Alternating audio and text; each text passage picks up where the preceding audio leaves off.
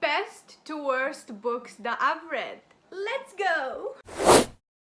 Hello everyone, my name is Salima. I love reading books and I love talking about them more. Welcome back to my channel. I know it's been a while since I've done a YouTube video, but I had zero motivation until I asked you on Instagram what do you want to see for my next YouTube video, and you wanted me to rate or rank the books that I've read from best to worst, and that's what we're gonna do today. So let's get into it.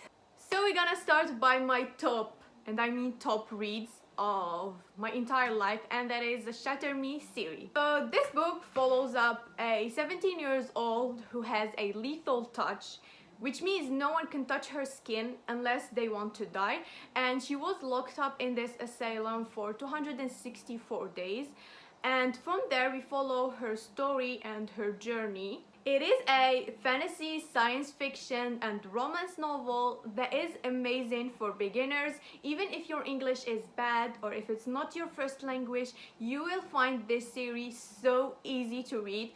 In fact, it was my very first fantasy books that I've read and I really enjoyed it. It helped me escape to reality, and I literally forgot that I was reading until I finished them.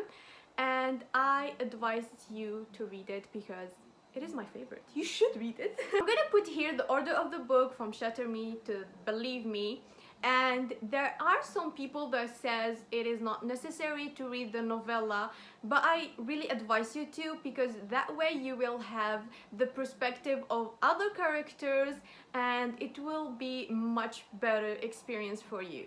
Next is Lila. This book is a paranormal story that left me with so many mixed emotion, and the way that throughout the whole reading process I kept trying to figure out the outcome and the plot twist, but no matter how hard I tried and how I put my mind to it, I would have never guessed that plot twist. It was so shocking and I was like, my god, what did I just read? I was lost for words. It was unlike anything I've read before. Like, I felt strange and weird and highly entertained. And this story, I think it's better if you go blind to have a much better experience. And yeah, it's just one of my favorite and I love everything about this book. Next is It Happened One Summer, and from the title you can feel that it is summery vibe. The story is about Piper, who is a famous influencer and she has a wild reputation. And after the last straw, her stepfather decided that enough is enough. She should grow up. So he sends her and her sister to this small town to try to take some responsibilities by running down her dead father bar. And there she meets a grumpy and broody and angry Brandon, who is a sea captain, and he was like, this girl would not last 1 week here. But of course Piper was determined to prove everyone wrong, and so she decided that it is time, I'm gonna do this. And she was like, I don't need any distraction, not even if it's tall, beautiful, grumpy men. You might think, what's gonna happen? I guess you have to read it to find out. Next is Binding 13 and Keeping 13. It's a duet that goes together because the first book ends on a big cliffhanger, and then we have the second to continue that. And if you follow me on TikTok and Instagram, you would know that I am obsessed with these two books. The story is about this Johnny, who is a rugby player, and all his life rugby was his first and last love. He doesn't care about anything else, just rugby. That, of course, until he sees Shannon. He can feel the sadness radiating from her, he can see it in her eyes, and she is damaged, but he is determined to save her. I don't think I ever felt that much pain for a character. Like, Shannon goes through a lot, like really a lot. She had been bullied since she was a kid and a lot of other things that I don't want to spoil it to you, but please check the trigger warnings before you read it. And it is crazy how the author did control my emotions.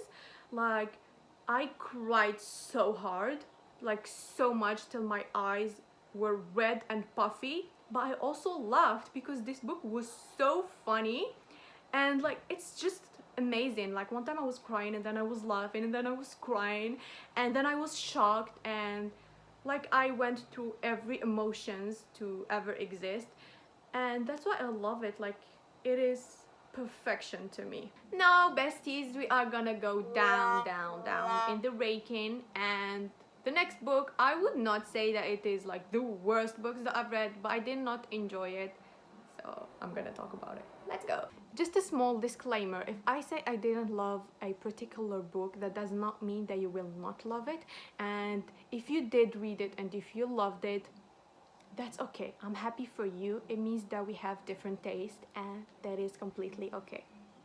And that is Love and Other Words. And I know this is controversial, and I know everyone loved this book, but for me, I didn't love it and I didn't enjoy it.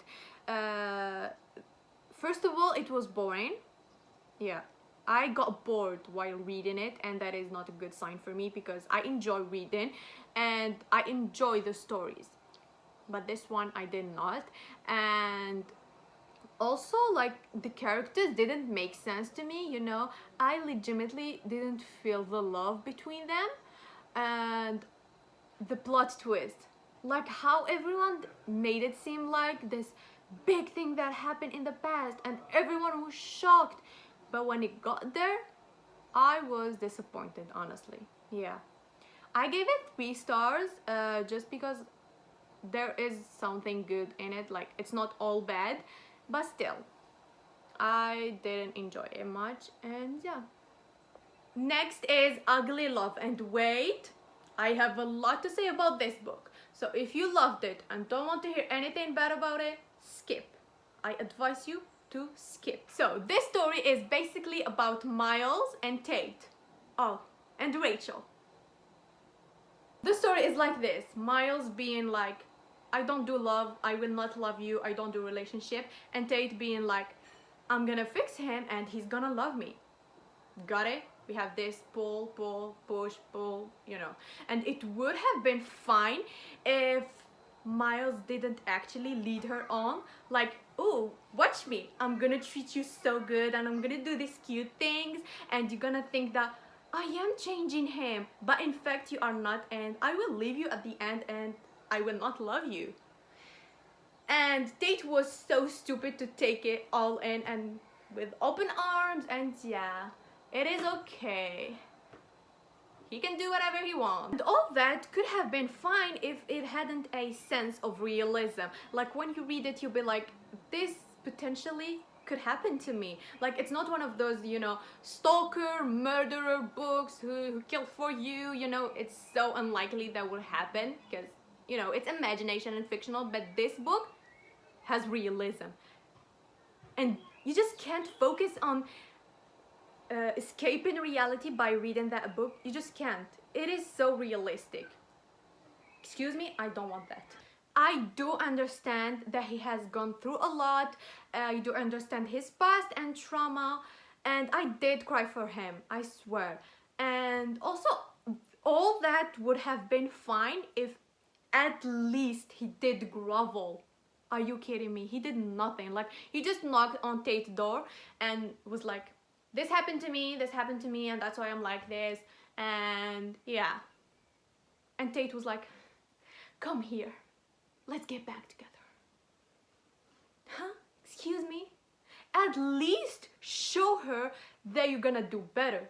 Show her that you deserve her love, that you are sorry, you know? Not just, yeah, hi, I'm back.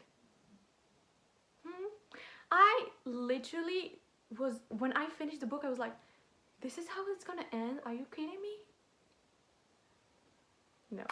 And also, Miles seemed in love with Rachel more than he was with Tate. And that is not okay because Tate is the main character. I just didn't feel the love between them. And yeah.